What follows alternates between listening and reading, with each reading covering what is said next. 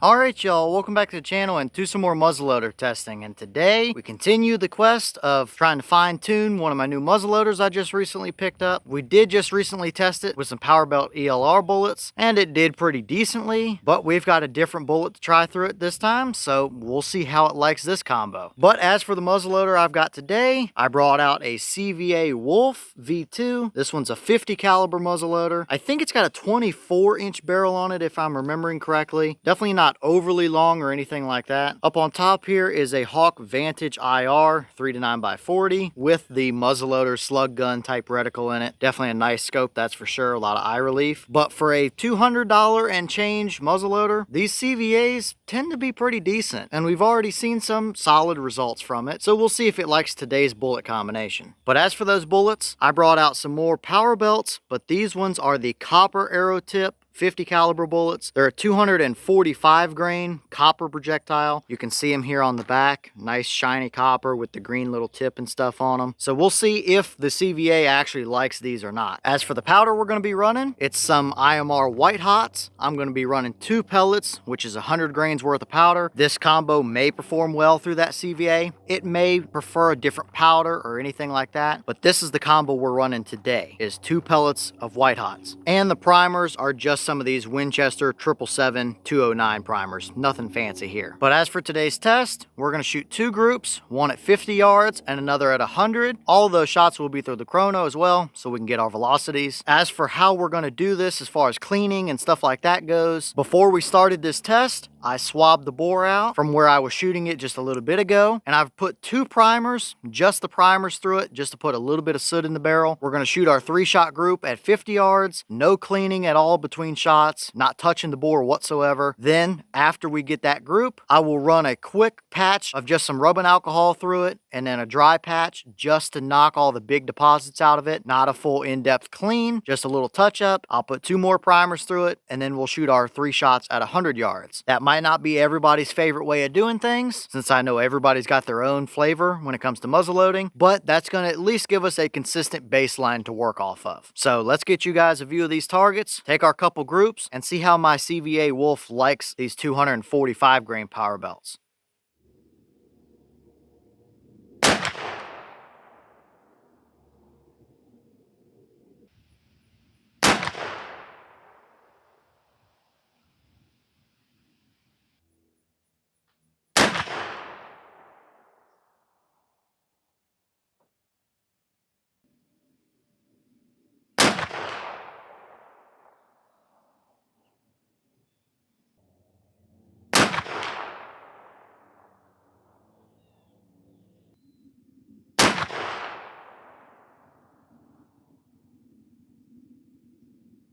Alright, so let's take a quick peek through our chronograph. Obviously, we had several errors on that. I know it was sunny, then cloudy, then sunny again, plus the powder smoke and stuff like that. Sometimes it can be a little finicky with it, but we did still get several good readings. So out of our good readings, we had a high of 1649, a low of 1590. That gave us an average of 1628, so that's about right. From our little bit shorter than average barrel, I would say, and 100 grains worth of White Hot. But we had an extreme spread of 59 and a standard deviation of 27. So at an average of 1628, here are your energy numbers for a 245 grain bullet at that velocity. Plenty good enough for your average 100-yard type of deer hunting scenario. And of course, you could get more out of it if you wanted to add a little bit higher powder charge or anything like that. But that is perfectly fine for what I would use this combo for. So nothing out of the normal here, but let's go check out our accuracy.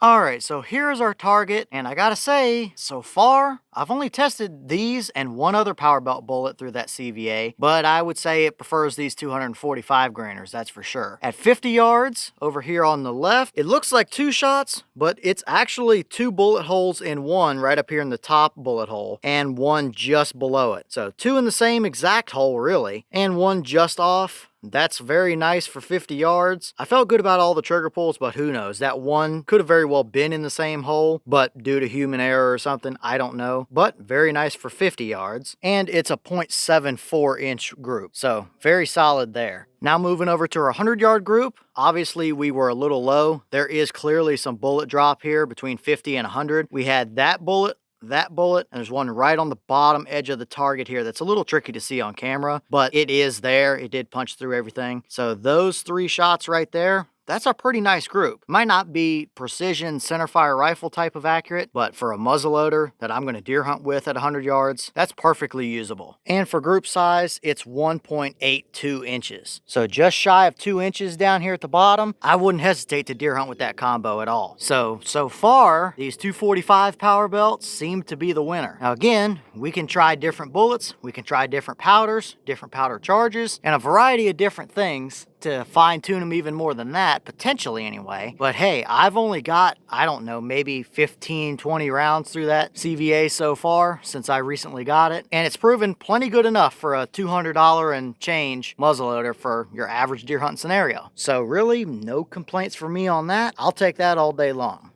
Alright y'all, well, what did you think about that combination right there? I'd say it's pretty solid. I don't expect centerfire precision type accuracy from a basic $200 muzzleloader like that. So if we're getting sub 2 inches at 100 yards, I'll take that all day long. There ain't going to be a deer that walks through that as long as you do your part and pull the trigger and put that bullet where it needs to be. It's going to do the job. So it seems like we found a pretty solid combination here. Now, I definitely want to do some more fine tuning and maybe we can get even better than that. I still do have a couple other bullets I want to try as well and a few different powders we can run. So who knows? Either way, for a new muzzleloader that I have a handful of shots through, you can't really argue with that. It's gonna do the job. If you want a budget muzzleloader that seems to shoot pretty well, seems like these CVA Wolves are a pretty good option so far, in my experience anyway. But leave all your thoughts down below. Is that about what you expected to see? Were you a little surprised one way or the other? Have you tested any of these 245 grain Powerbelt bullets? Or do you have a CVA Wolf? And if so, what kind of results have you seen from them? What combos does your CVA actually like? Is this a combo you would ever deer hunt with? Or would you prefer a different bullet, different velocity, different accuracy, anything like that? And what other bullets or powders or anything might you want to see us test out of that CVA? Let me know all that down below. But with that being said, I've got some more testing to get done for you guys, so I'm going to get back to it. As always, we have the channel Instagram as well as the mailbox where you can send stuff if you'd like. All that information will be in the description if you're interested in it, but I'm going to get back to it, so I'll see y'all in the next one.